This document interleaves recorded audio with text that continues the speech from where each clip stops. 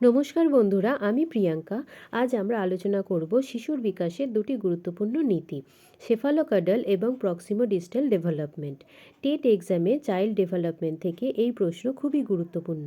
চলো খুব সহজ ভাষায় বুঝে নিই সেফালোকাডাল প্রিন্সিপাল কী। সেফালো মানে মাথা, কাডাল মানে নিচের শেষ অংশ। এই নীতি অনুযায়ী শিশুর শারীরিক বিকাশ মাথা থেকে পায়ের দিকে অগ্রসর হয়।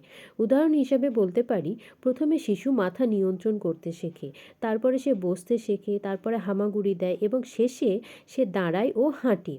অর্থাৎ সেফালোকাডাল প্রিন্সিপালে বিকাশ উপরের দিক থেকে নিচের দিকে ঘটে। এরপরে আসবো প্রক্সিমোডিস্টাল প্রিন্সিপালে। প্রক্সিমো মানে কেন্দ্রের কাছাকাছি, ডিস্টাল মানে দূরের অংশ।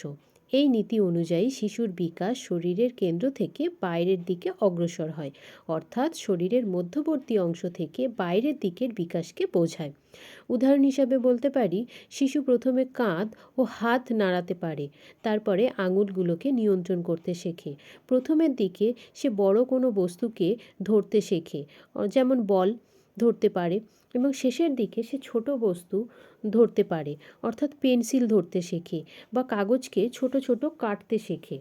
অর্থাৎ আগে বড় পেশি এবং পরে সূক্ষ্ম পেশির বিকাশ ঘটে।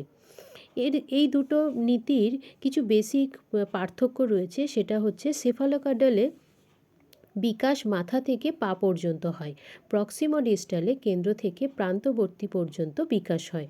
সেফালোকাডাল বিকাশে উপরের বিকাশ আগে ঘটে এবং প্রক্সিমোডিস্টালে শরীরের মাঝের অংশের বিকাশ আগে ঘটে। সেফালোকাডাল বিকাশের ক্ষেত্রে লক্ষ্য করা যায় শিশুর বসা, হামাগুড়ি দেওয়া, হাঁটা এগুলো। প্রক্সিমোডিস্টাল বিকাশে ডেভেলপমেন্টে দেখা যায় শিশুর হাত নাড়া, বল ধরা, পেন্সিল ধরা, কাগজ কাটা এগুলো।